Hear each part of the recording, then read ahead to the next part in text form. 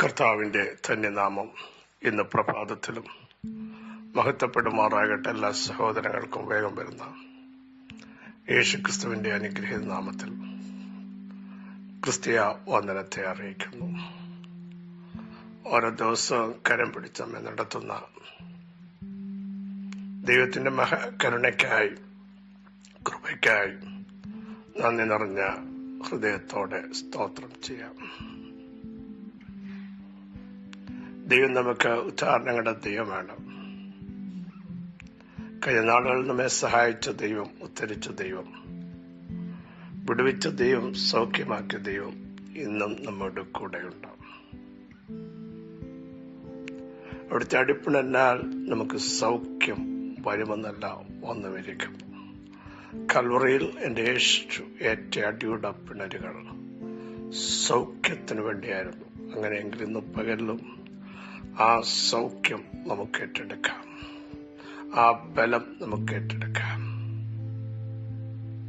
നമ്മുടെ സകല ശാപങ്ങളെയും യേശു കാൽവറിയിലൂടെ തകർത്തു കളഞ്ഞു. വിരോധമായി എഴുതി വെച്ചിരിക്കുന്ന സകല രേഖകളും കയ്യെഴുത്തുകളും കുരിശിന്മേൽ തറച്ചതിനെ മായ്ച്ചു കളഞ്ഞു. പിശാചിന്റെ സകല തന്ത്രങ്ങളെയും എൻ്റെ യേശു കാൽവറിയിൽ തകർത്തു കളഞ്ഞു. അവന്റെ തലയെ തകർത്തു.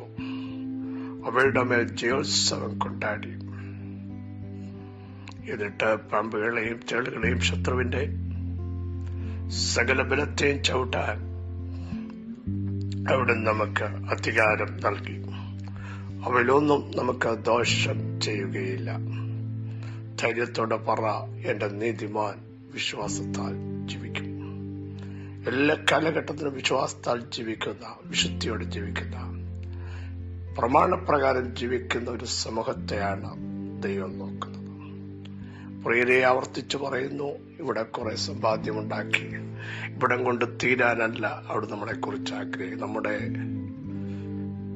അന്വേഷണം ഉയരത്തിലുള്ളതായിരിക്കണം. ഉയരത്തിലുള്ള ചിന്തിക്കണം. ഉയരത്തിൽ നമുക്ക് ഡെപ്പോസിറ്റ് ഉണ്ടാവണം, നിത്യലെത്തണം. ഇവിടെ എന്തുണ്ടാക്കിയാലും അവസാന സമയത്തൊന്നും മേളോട്ട് നമ്മൾ കൊണ്ടുപോയില്ല. ആരും കൊണ്ടുപോയിട്ടില്ല. എല്ലാവരും ഇട്ടേച്ച് പോകേണ്ടി വന്നതുകൊണ്ടാണ് പൗലോസ് പറയുന്നത്, ക്രിസ്തു നിമിത്തം ഞാൻ സകലവും ചപ്പന്നും ചവർന്നു വേണ്ടുന്നു. ഒത്തിരി ഡിഗ്രി ഉണ്ടായിരുന്നു, ധനാഢ്യനായ, ഉന്നത പാരമ്പര്യം പറയാനുണ്ടായിരുന്ന വ്യക്തിത്വം പറയുക, ക്രിസ്തു നിമിത്തം ഇതെല്ലാം ഞാൻ വേണ്ടെന്ന് വെക്കുന്നു. ക്രിസ്തുവോ സ്വർഗരാജ്യത്തെ പറ്റി ഓർത്താൽ ഈ ഭൂമിയിലെ നേട്ടങ്ങൾ അത് വലിയ കാര്യമല്ല. നമ്മൾ പലരും ഈ ഭൂമിയിൽ കുറെ നേടുവാൻ ശ്രമിക്കുമ്പോൾ കർത്താവുമായി നമ്മൾ എങ്ങനെയായിരിക്കുന്നു എന്ന ചിന്ത എപ്പോഴും നമ്മളെ ഭരിക്കണം. കർത്താവുമായുള്ള നമ്മുടെ ബന്ധം എങ്ങനെയായിരിക്കുന്നു? ദൈവത്തിലുള്ള നമ്മുടെ ആശ്രയം എങ്ങനെയായിരിക്കുന്നു? പരിശുദ്ധാത്മാവിൽ നമ്മൾ ശക്തി പ്രാപിക്കാറുണ്ടോ? കർത്താവിനോട് സംസാരിക്കാറുണ്ടോ? ജീവനുള്ള ദൈവത്തിന്റെ കരത്തിന്റെ വല്ലഭത്വം അനുഭവിക്കണം. അതാണ് യോഹന്നാൻ അപ്പോസ്തലൻ പറഞ്ഞത്, നിങ്ങൾ തൊട്ടത്, അനുഭവിച്ചത്, രുചിച്ചതുമായ ജീവന്റെ വചനം. Praise God. അവരെ തൊട്ടു, അവരത് അനുഭവിച്ചറിഞ്ഞു. അതുകൊണ്ട് ദാവീദിന്റെ ഭാഷയിൽ പറഞ്ഞാൽ യഹോവ നല്ലവൻ എന്ന് രുചിച്ചറിഞ്ഞു. ടേസ്റ്റ് ചെയ്ത ഒരു മനുഷ്യന് പറയാൻ പറ്റും ദൈവാരാധന. ആപ്പിൾ ടേസ്റ്റ് ചെയ്തവനെ ആപ്പിളിന്റെ രുചി മറ്റുള്ളവരോട് പറയാൻ പറ്റുള്ളൂ. നമ്മൾ ആപ്പിൾ കണ്ടു എന്നേ പറയാൻ പറ്റുള്ളൂ. ഇതുപോലെ ദൈവത്തെ രുചിച്ചറിഞ്ഞവൻ എല്ലാ കാലഘട്ടത്തിലും പറയും, യഹോവ നല്ലവനെന്ന് രുചിച്ചറിവീൻ, അവനെ ശരണം പ്രാപിക്കുന്ന പുരുഷൻ ഭാഗ്യവാൻ. പ്രിയ സഹോദരങ്ങളെ, ആ ഒരു ഭാഗ്യം നമ്മുടെ അകത്ത് എപ്പോഴും ഉണ്ടാവണം. അതിൽ നമ്മൾ സംതൃപ്തരാവണം. എന്റെ ദൈവത്തെ എനിക്ക് രുചിച്ചറിയാനിടയായിട്ടുണ്ട്. അതുകൊണ്ട് ഏത് പ്രതിസന്ധി വന്നാലും ഞാൻ തളരില്ല, ഞാൻ ക്ഷീണിക്കില്ല, ഞാൻ പുറകോട്ട് പോകില്ല എന്ന ആഴമായ ഒരു ചിന്ത നമ്മുടെ അകത്ത് ഉണ്ടാവണം.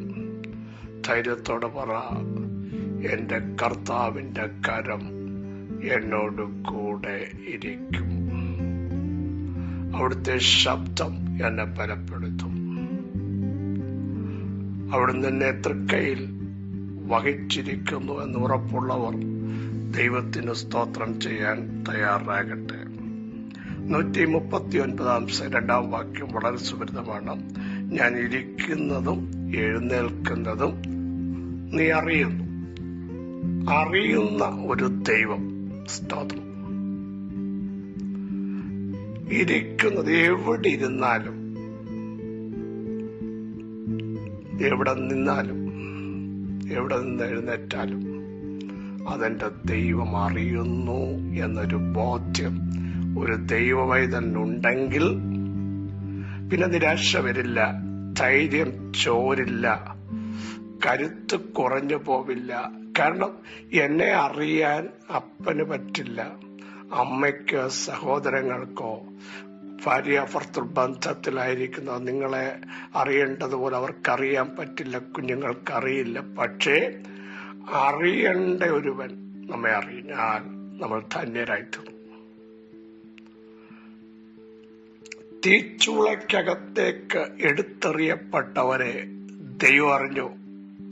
അവരുടെ വിശ്വാസം അറിഞ്ഞു. അവരുടെ വിശ്വാസത്തിന്റെ പ്രഖ്യാപനം ദൈവം അറിഞ്ഞു. Praise God.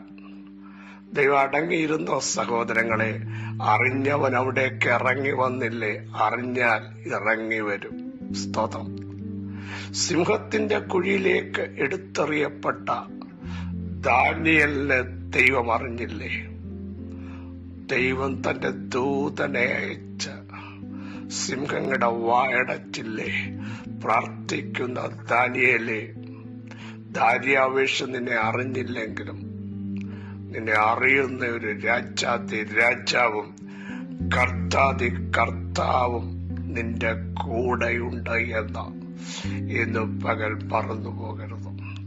ബേർശേബയിൽ ഉഴഞ്ഞു നടന്ന ഹാഗറിനെ ദൈവം അറിഞ്ഞിട്ട് അവിടെ പേര് ദൈവം വിളിച്ചിട്ട് പറഞ്ഞു, നിന്റെ വാഗ്ദത്തങ്ങളെ താങ്ങി എഴുന്നേൽപ്പിക്കുക. ഒന്ന് അറിഞ്ഞാൽ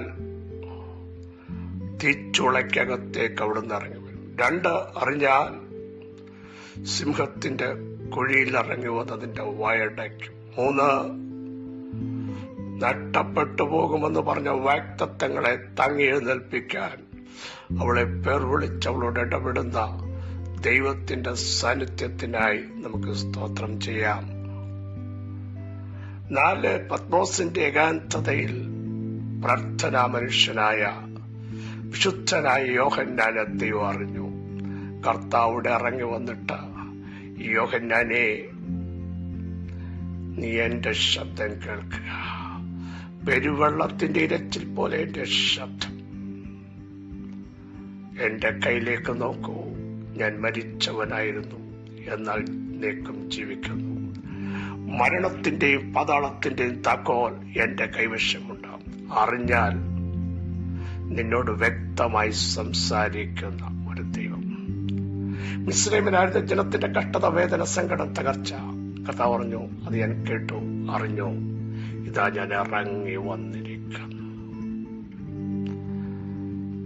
അങ്ങനെയെങ്കിൽ നമ്മളെ കർത്താവ് അറിഞ്ഞാൽ, നിങ്ങളുടെ തലമുറകളെ അറിഞ്ഞാൽ നിങ്ങൾ ശക്തരായി തീരുമെന്ന് വചനത്തിലൂടെ വിളിച്ചു പറയാൻ എനിക്ക് നിയോഗമുണ്ട്. 38 സംവത്സരമായി വ്യത്യസ്ത കുളക്കരയിൽ കിടന്ന ആ മനുഷ്യൻ അവിടെ കിടക്കുന്നത് യേശു അറിഞ്ഞു.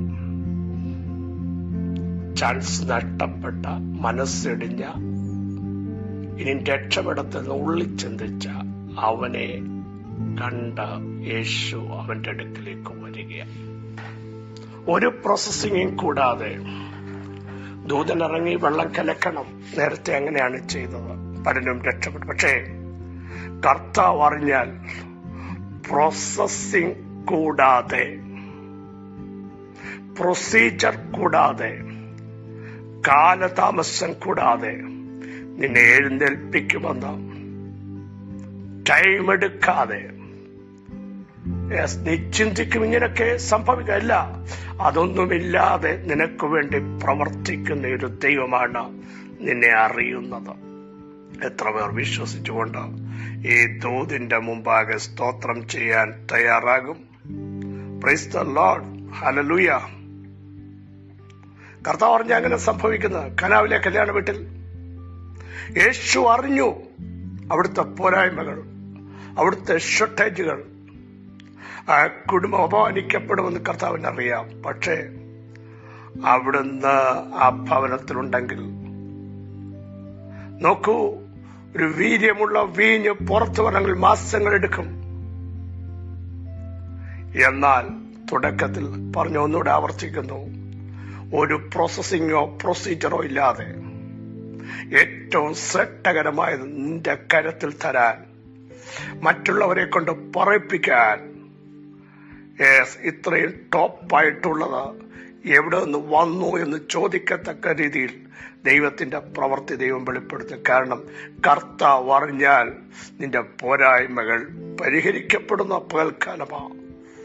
ഒത്തിരി അസാധ്യങ്ങളിലൂടെ കടന്നു പോകുന്നവർ, ചോദ്യങ്ങൾ ചോദിച്ചുകൊണ്ടിരിക്കുന്നവർ, ഇതിനത്ര ടൈം എടുക്കുമെന്ന് ഭയപ്പെടുന്നവർ, അവരോട് വിളിച്ചു പറയും, കർത്താവ് അറിഞ്ഞാൽ ടൈം എടുക്കില്ല, ഓൺ ദ സ്പോട്ടിൽ അത്ഭുതങ്ങൾ സംഭവിക്കും. അതിനകത്ത് ഒരു പ്രോസസ്സിംഗും വേണ്ട. യേശുവിന്റെ നാമത്തിൽ.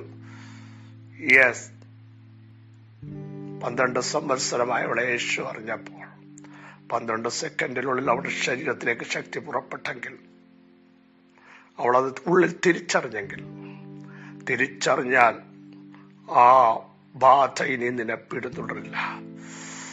ഒരു സ്കാനിങ് മെഷീനിലും പെടാത്ത ചില ബാധകൾ, രോഗമാണോ അല്ല, ആണോ ആണ്, മെഡിസിൻ കഴിച്ചാൽ കുറയുമോ ഇല്ല, ഒരു മെഡിസിനും പരിഹരിക്കാൻ പറ്റാത്ത വിടുതലുകൾ യേശു അറിഞ്ഞാൽ നിന്റെ ശരീരത്തിൽ വ്യാപരിക്കുക, നിന്റെ കുടുംബജീവിതത്തിൽ വ്യാപരിക്കുക, തലമുറകൾ വ്യാപരിക്കുക. ധൈര്യത്തോടെ പറ, കർത്താവ് ഞങ്ങളെ അറിഞ്ഞിട്ടുണ്ട്. അറിയേണ്ടവൻ അറിഞ്ഞിട്ടുണ്ട് പ്രിയരെ, പിന്നെന്തിനാ നിരാശപ്പെടുന്നേ? ഈ ഒരു ചിന്ത അകത്തുണ്ടെങ്കിൽ ദൈവത്തിന് നന്ദി നിറഞ്ഞ ഹൃദയത്തോടൊന്ന് സ്തോത്രം ചെയ്തോളൂ. യേശുവിന്റെ നാമത്തിൽ. പിതാവേ, ഞങ്ങൾ ഇരിക്കുന്നത്, ഞങ്ങൾ നിൽക്കുന്നത്, ഞങ്ങൾ എഴുന്നേൽക്കുന്നത്, ഞങ്ങൾ കിടക്കുന്നത് അറിയുന്ന ദൈവം ഞങ്ങളെ മൊത്തം അറിഞ്ഞിരിക്കാൻ സ്തോത്രം. ഞങ്ങളുടെ ഇന്നലകൾ അറിയുന്നവൻ മാത്രമല്ല, ഇന്നറിയുന്നവൻ മാത്രമല്ല, ഞങ്ങളുടെ നാളുകൾ അറിയുന്ന, ആരംഭത്തിങ്കൽ തന്നെ അവസാനം അറിയുന്ന ഞങ്ങളുടെ ദൈവത്തിന് ഞങ്ങൾ നന്ദി പറയുന്നു. സ്തോത്രം. കർത്താവിന്റെ കൃപ ഞങ്ങളുടെ മേൽ വ്യാപരിക്കുന്നതിന് സ്തോത്രം. ബലം വ്യാപരിക്കുന്നതിന് സ്തോത്രം. ദൈവശക്തി വ്യാപരിക്കുന്നതിന് സ്തോത്രം. വിടുതൽ വ്യാപരിക്കുന്നതിന് സ്തോത്രം. ദൈവകൃപയുടെ ആഴങ്ങൾ വെളിപ്പെടുന്നതിന് സ്തോത്രം. സത്യങ്ങൾ സത്യമായിരിക്കാൻ സ്തോത്രം. ബലം കൽപ്പിക്കപ്പെട്ടിരിക്കാൻ സ്തോത്രം. ആത്മാവിന്റെ ഇടപെടിയിൽ നസറ യേശുവിന്റെ നാമത്തിൽ വെളിപ്പെടുത്തിയിരിക്കാൻ സ്തോത്രം. സകല മഹത്വം അങ്ങേക്കാം യേശുവിൻ നാമത്തന്നെ. ആമേൻ, ആമേൻ, ആമേൻ. പ്രിയരെ, ധൈര്യത്തോടെ പറ, കർത്താവ് എന്നെ അറിഞ്ഞിരിക്കുന്നു, എന്റെ തലമുറകളെ അറിഞ്ഞിരിക്കുന്നു, എന്റെ കുടുംബത്തെ, എന്റെ സഭയെ അറിഞ്ഞിരിക്കുന്നു. ഭയപ്പെടരുത്. അവിടുന്ന് അറിഞ്ഞാൽ ഇറങ്ങി വരും. അടയ്ക്കേണ്ടതിന്റെ വായടയ്ക്കും. അവിടുന്ന് അറിഞ്ഞാൽ ഒറ്റ സെക്കൻഡ് കൊണ്ട് അത്ഭുതങ്ങൾ സംഭവിക്കും. ഈ വചനങ്ങളാൽ കർത്താവ് നിങ്ങളുടെ സഹായിട്ട് ക്രിസ്തുവിൽ നിങ്ങളുടെ സഹോദരൻ പാസ്റ്റർ ബിജു മാത്യു.